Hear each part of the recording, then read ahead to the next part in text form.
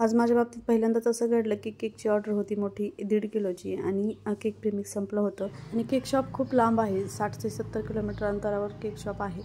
तर तिथून केक सामान आणण्यापेक्षा म्हटलं 2 दिवसांनी जायचंच आहे, तेव्हा आपण सर्व साहित्य आणूयात. आणि चॉकलेट प्रीमिक्स होतं त्यामुळे मी निवांत होती. पण आज आलेली आहे 1.5 किलोची स्ट्रॉबेरी फ्लेवरची ऑर्डर आणि त्यासाठी व्हॅनिला प्रीमिक्सच हवं होतं. मग काय आज खूप घाई झाली. सकाळी लवकर उठून प्रीमिक्स आणण्यासाठी गेलो. 12 वाजता हे प्रीमिक्स आणलं आणि 12च्या नंतर केक बेस बनवायला घेतले. अगदी झटपट असे दोन्ही बाजूनी मी गॅसवरती हे केक बेस बनवून घेतला. एक किलोचा आणि दुसरा अर्धा किलोचा असा हा 1.5 किलोचा केक बनवायचा होता. त्यानंतर गरम असतानाच डिमोल्ट केला आणि त्याच्या लेअर पाडून थंड करण्यासाठी फ्रीजमध्ये ठेवला. कारण की पटकन थंड झाल्यानंतर आपल्याला आयसिंग करता यावी आणि वेळेची बचत व्हावी यासाठी मी अशा पद्धतीने केलं. तुम्हीसुद्धा जर घाई असेल तर अशा पद्धतीने करू शकता. त्यानंतर दोन्हीही केक बेस मी बनवून फ्रीजमध्ये ठेवले क्रमकोट करून आणि त्यानंतर फायनल आयसिंग करायला घेतलेले आहेत. आणि आजच्या केकची फरमाईश होती एका लहान मुलाची की मला स्पायडरमॅनचा केक पाहिजे आणि अशाच पद्धतीचा हा स्पायडरमॅन केक मी बनवत आहे. त्यासाठी इथे मी बाहेरून क्रमकोट केल्यानंतर ब्ल्यू कलरनी पूर्ण केक कव्हर केलेला आहे आणि त्यानंतर वरच्या अर्धा किलोच्या बेसवर रेड कलरनी अशा पद्धतीने आपल्याला डिझाईन करायची आहे स्पायडरमॅनची.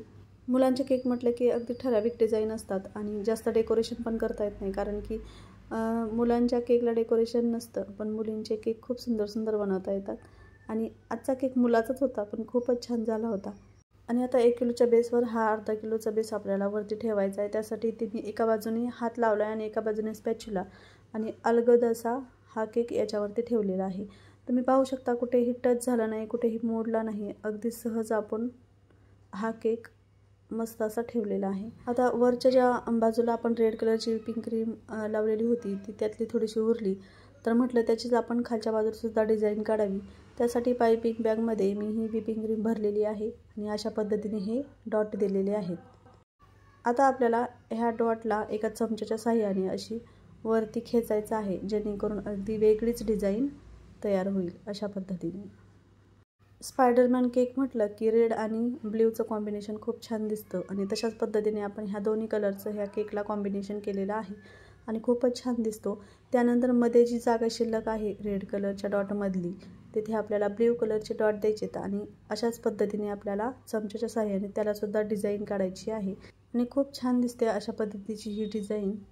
त्यानंतर आपल्याला वरच्या बाजूलासुद्धा डिझाईन काढायची आहे.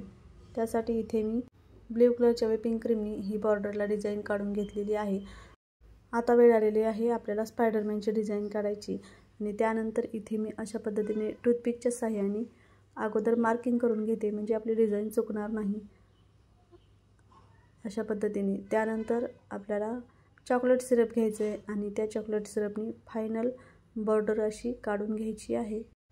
हे चॉकलेट मी डार्क कंपाऊंड चॉकलेटमध्ये थोडीशी व्हिपिंग क्रीम मिक्स केलेली आहे आणि अगदी स्मूथ असं हे चॉकलेट सिरप मी बनवलं होतं घरी आणि त्यानेच ही आपण डिझाईन काढतो आहे. याच्यावरती जो स्पायडरमॅन ठेवायचा आहे तो मी रेडीमेड आणलेला आहे आणि तो फक्त याच्यावरती ठेवून द्यायचा आहे आणि खूप छान दिसणार आहे आपला हा स्पायडरमॅन केक. आता आपल्याला स्पायडरमॅन याच्यावरती ठेवून द्यायचा आहे आणि त्यानंतर आपल्याला जी वरच्या बॉर्डरला डिझाईनसुद्धा काढायची रेड कलरच्या व्हिपिंग क्रीमनी आणि त्यामुळे आपला केकचा लुक अगदी छान दिसणार आहे अशा पद्धतीने. आणि त्यानंतर फायनल आपला केक तयार झाला आहे आणि आजचा हा सुंदर केक तुम्हाला जर खरंच आवडला असेल तर व्हिडिओला लाईक करा, शेअर करा. अजूनही या चॅनलला सबस्क्राईब केलं नसेल तर नक्की करा. त्याशेजारी बेल आयकॉन देखील प्रेस करा, जेणेकरून असेच नवनवीन व्हिडिओ आणि केक तुम्हाला पाहायला मिळतील. पुन्हा भेटणारच आहोत नवनवीन केकसोबत, नवनवीन रेसिपीसोबत आणि तोपर्यंत बाय बाय, टेक केअर.